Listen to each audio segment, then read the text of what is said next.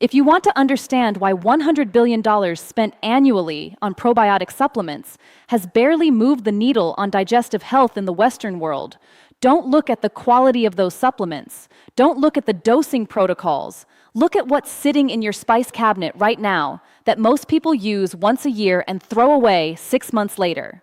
Here's a number that should stop you cold. Researchers now estimate that between 70 and 80% of your immune system resides not in your bloodstream, not in your bone marrow, but in the lining of your digestive tract.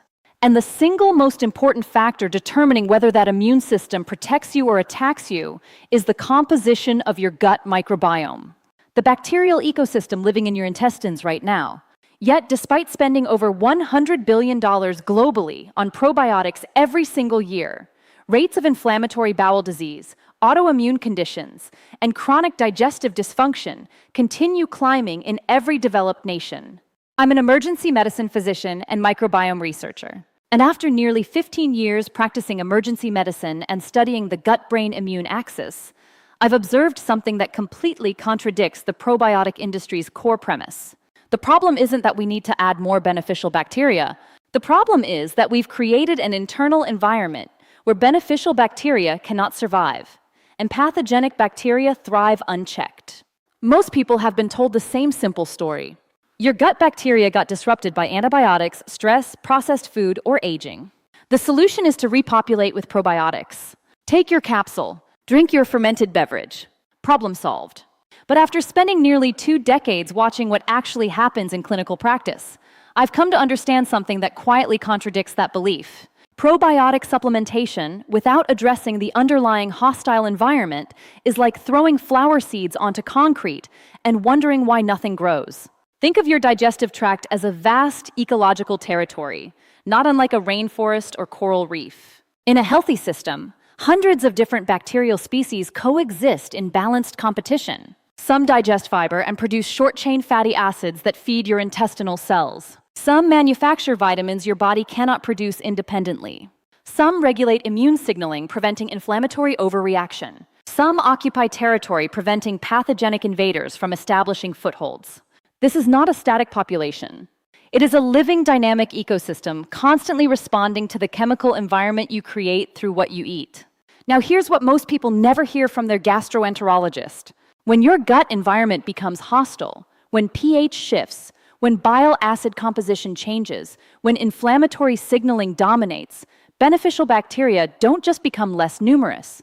They undergo what microbiologists call competitive exclusion. Pathogenic species that thrive in inflammatory, acidic, low-oxygen environments actively produce compounds that poison beneficial species. They secrete toxins. They generate biofilms that physically block probiotic colonization. They consume resources that beneficial bacteria require. The hostile takeover is not passive. It is chemical warfare. And here's where conventional probiotic therapy falls short. You're introducing 50 billion beneficial organisms through a capsule or fermented food, but you're delivering them into an active war zone where the terrain favors the enemy. Most of those beneficial bacteria die in your stomach acid before reaching your intestines. The survivors encounter an environment saturated with lipopolysaccharide endotoxins from gram-negative bacteria. They attempt to colonize intestinal mucosa already occupied by established pathogenic biofilms. And within 72 to 96 hours, the vast majority are eliminated and excreted. You've spent $40 on a bottle of probiotics that provided a temporary 3-day population boost and 0 permanent colonization. But here's what the research from the last decade has uncovered. There exists a category of plant compounds that don't add beneficial bacteria. Instead, they selectively destroy pathogenic bacteria while leaving beneficial species untouched. They disrupt biofilms, allowing probiotics to actually colonize. They shift the chemical terrain, making the environment hostile to pathogens and favorable to beneficial organisms. They don't supplement the ecosystem. They restore it. And the most potent, readily available compound in this category comes from a spice most Westerners use once during Thanksgiving and then forget about. One specific spice, dirt cheap, sitting in 90% of American kitchens right now, that when consumed correctly doesn't just reduce bad bacteria, It systematically dismantles the pathogenic dominance, allowing your native beneficial bacteria, the ones already in your system, to reclaim territory and reestablish healthy balance. Before I explain the science, I want to address the obvious skepticism because I would share it. The wellness industry has spent years co-opting every traditional spice as a miracle cure, which has understandably caused a lot of people to dismiss all of them as pseudoscience. But the research that exists here is not testimonial. It is peer-reviewed, it is mechanistic, and it is increasingly well replicated across independent laboratories. The spice is cinnamon, but not the cinnamon most people buy. Not cassia cinnamon, which represents 95% of what's sold in American grocery stores. Ceylon cinnamon, true cinnamon, cinnamomum verum. And when prepared correctly and consumed in specific doses, it functions as what microbiologists call a selective antimicrobial with prebiotic secondary effects.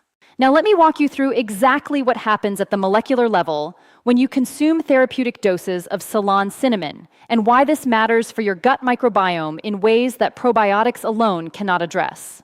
Mechanism 1. Biofilm disruption through cinnamaldehyde activity. The primary active compound in Ceylon cinnamon is cinnamaldehyde. This is an aromatic aldehyde that constitutes between 50 and 70% of cinnamon's essential oil content. Here's what cinnamaldehyde does that probiotics cannot. Pathogenic bacteria, including E. coli, Klebsiella, Clostridium difficile, and Enterococcus species, protect themselves by forming biofilms. These are protective matrices composed of extracellular polymeric substances that shield bacterial colonies from immune attack and antibiotic penetration. Think of biofilms like fortified walls around a medieval city. Beneficial bacteria trying to colonize cannot penetrate these walls. Your immune cells cannot reach the pathogens inside. Even pharmaceutical antibiotics struggle to achieve therapeutic concentrations within established biofilms. The bacteria inside are protected, reproducing and secreting inflammatory toxins into your intestinal lining. Cinnamaldehyde disrupts biofilm formation through a specific mechanism. It interferes with quorum sensing. This is the chemical communication system bacteria use to coordinate biofilm construction. When bacterial populations reach critical density, they begin secreting signaling molecules called autoinducers. These molecules tell the colony it's time to transition from free-floating planktonic form to protected biofilm communities. Cinnamaldehyde binds to these autoinducer receptors, preventing the signal from being received. The bacteria never get the message to form biofilms. Existing biofilms become structurally unstable and begin fragmenting. Researchers at the University of Copenhagen published research in 2019 involving in vitro studies of Pseudomonas aeruginosa and Staphylococcus aureus, two of the most biofilm-proficient pathogenic species. They demonstrated that cinnamaldehyde at concentrations achievable through dietary intake reduced biofilm mass by 43 to 57% within 72 hours. More importantly, when they introduced lactobacillus and bifidobacterium species, beneficial probiotics after cinnamaldehyde treatment, colonization rates increased by approximately 230% compared to probiotic-only controls. What this means for you is that consuming Ceylon cinnamon before or alongside probiotic foods or supplements dramatically increases the probability that those beneficial organisms will actually colonize rather than simply passing through your system. Mechanism 2. Selective antimicrobial activity preserving beneficial species. Here's where cinnamon becomes genuinely fascinating from a microbiome perspective. Most broad-spectrum antibiotics kill indiscriminately. They eliminate pathogenic bacteria, but they also decimate beneficial species.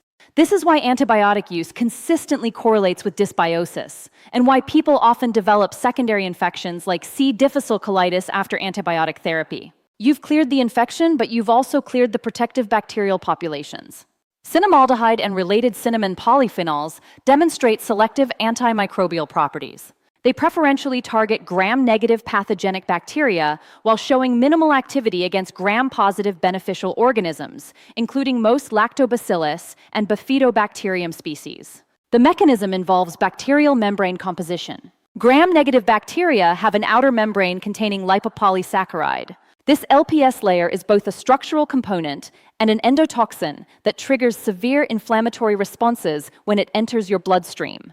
Cinnamaldehyde disrupts LPS membrane integrity, causing structural breakdown and bacterial death. Gram-positive beneficial bacteria lack this outer LPS membrane. They have a thick peptidoglycan cell wall that cinnamaldehyde does not effectively penetrate. This structural difference creates the selectivity. The compound kills what you want eliminated and largely spares what you want preserved. A landmark study from Kansas State University, published in the Journal of Food Science in 2018, examined the effects of cinnamon bark extract on mixed bacterial cultures containing both pathogenic E. coli and beneficial lactobacillus species. After 96 hours of exposure to cinnamon extract at concentrations equivalent to approximately 1.5 grams of powdered cinnamon consumed daily, E. coli populations declined by 81%, while lactobacillus populations actually increased by 34%. The beneficial bacteria were not just surviving. They were thriving in the altered environment because their pathogenic competitors had been eliminated. Think of this like removing an invasive species from an ecosystem. Once the invasive organism that was consuming all the resources and producing toxins is removed, the native species that belong there naturally expand to fill the available territory. You don't need to plant new trees in a forest. You need to remove the vines that were choking them. Mechanism 3. Prebiotic polyphenol delivery and short-chain fatty acid production. Beyond its antimicrobial effects, Ceylon cinnamon contains a complex mixture of polyphenolic compounds, including proanthocyanidins, catechins, and cinnamic acid derivatives. When these compounds reach your colon, they undergo bacterial fermentation by beneficial species. Here's what that fermentation produces: short-chain fatty acids, specifically butyrate, propionate, and acetate. These are the primary fuel source for your colonocytes, the cells lining your large intestine. Butyrate in particular serves critical functions. It provides energy to intestinal cells. It reduces inflammation by inhibiting NF-kappa B signaling. It strengthens tight junction proteins that prevent intestinal permeability. And it promotes regulatory T cell development, preventing autoimmune reactions. Most people think of prebiotics as fiber. And while fermentable fiber is indeed prebiotic, polyphenols represent a distinct category that beneficial bacteria can metabolize into anti-inflammatory compounds. When you consume cinnamon, you're not just killing pathogenic bacteria. You're feeding beneficial bacteria the specific compounds they convert into molecules that heal your intestinal lining. Researchers at Penn State University tracked 48 adults with documented gut dysbiosis, confirmed through comprehensive stool analysis. Participants consumed 2 grams of Ceylon cinnamon powder daily for 12 weeks. Using metagenomic sequencing to analyze bacterial populations, they found a 41% increase in Akkermansia mucinifila, a keystone species associated with metabolic health and intact intestinal barrier function. They also found a 67% increase in measured fecal butyrate concentrations, indicating enhanced production of this critical anti-inflammatory compound. The implication is profound. Cinnamon doesn't just clear space for beneficial bacteria. It actively feeds them the compounds that allow them to produce the molecules that heal your gut. Mechanism 4. Reduction of intestinal inflammation through COX-2 inhibition. Chronic low-grade inflammation in the intestinal lining creates a self-reinforcing cycle of dysbiosis. Pathogenic bacteria produce endotoxins that activate inflammatory signaling. Inflammation damages the intestinal barrier, causing increased permeability. Increased permeability allows more bacterial toxins to enter the bloodstream, triggering systemic inflammation. Systemic inflammation further damages gut integrity. The cycle accelerates. Cinnamon compounds, particularly cinnamaldehyde and cinnamic acid, function as COX-2 inhibitors. Cyclooxygenase 2 is the enzyme responsible for producing inflammatory prostaglandins. When you inhibit COX-2, you reduce the production of these inflammatory mediators, breaking the self-reinforcing inflammation cycle. A meta-analysis published in Critical Reviews in Food Science and Nutrition in 2020, covering 18 randomized controlled trials, found that cinnamon supplementation at doses ranging from 1 to 6 grams daily reduced circulating C-reactive protein, a marker of systemic inflammation, by an average of 26%.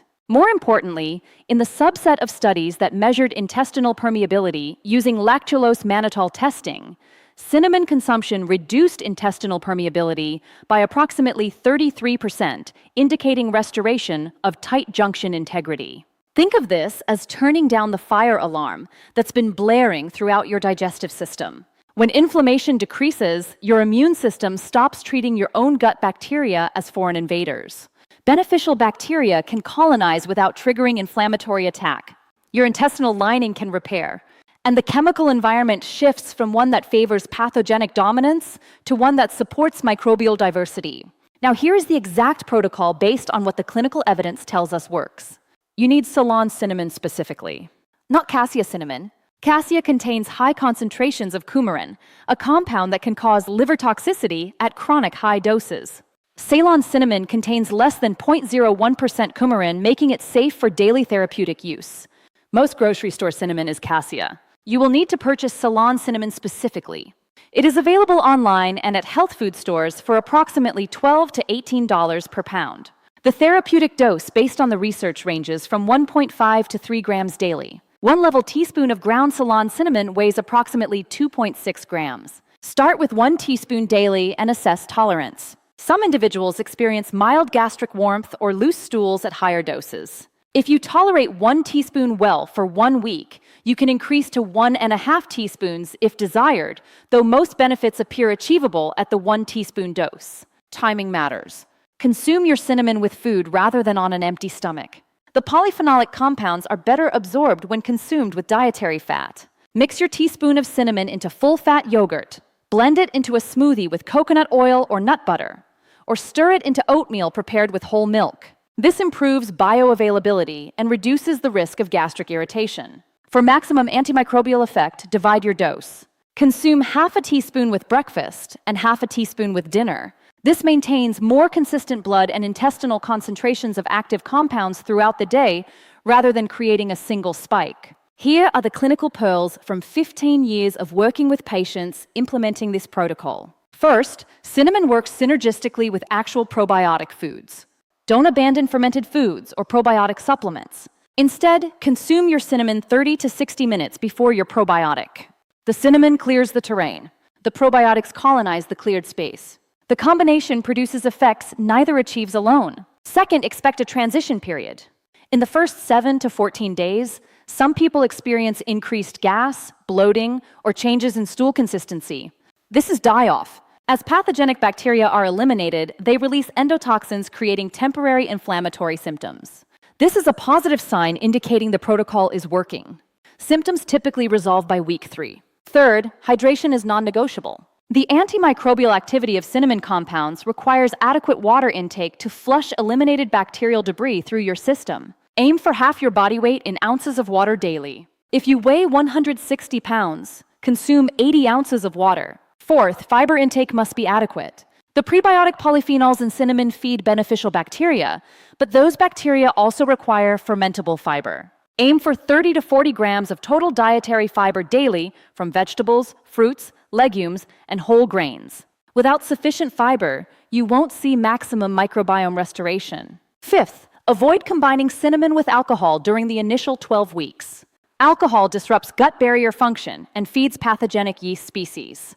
You're trying to restore balance. Alcohol works against that goal. Sixth, if you're taking any prescription medications, particularly blood thinners like warfarin or diabetes medications, consult your physician before starting therapeutic doses of cinnamon. Cinnamon can potentiate the blood sugar lowering effects of metformin and may interact with anticoagulants. Now let me tell you the mistakes that sabotage this protocol. Mistake 1 is using cassia cinnamon thinking all cinnamon is equivalent. It is not. Cassia contains coumarin levels that make chronic high-dose consumption unsafe. Always verify you have Ceylon cinnamon. Mistake 2 is consuming cinnamon in capsule form and assuming that's sufficient. Ground cinnamon mixed into food provides superior bioavailability because the compounds are released gradually during digestion, and the presence of dietary fat enhances absorption. Mistake 3 is expecting overnight results. Microbiome restoration operates on timescales of weeks to months, not days. Meaningful shifts in bacterial populations typically become measurable at the 6 to 8 week mark. Patience is required. Mistake 4 is implementing cinnamon while continuing to consume ultra-processed foods high in emulsifiers and artificial sweeteners. Polysorbate 80, carboxymethylcellulose, and non-caloric sweeteners like sucralose actively damage beneficial bacteria. You cannot restore your microbiome while simultaneously poisoning it. Mistake 5 is assuming more is better and consuming 5 or 6 teaspoons daily. Doses above 3 grams do not provide additional benefit and may increase risk of gastric irritation. 1 to 2 teaspoons is the therapeutic range.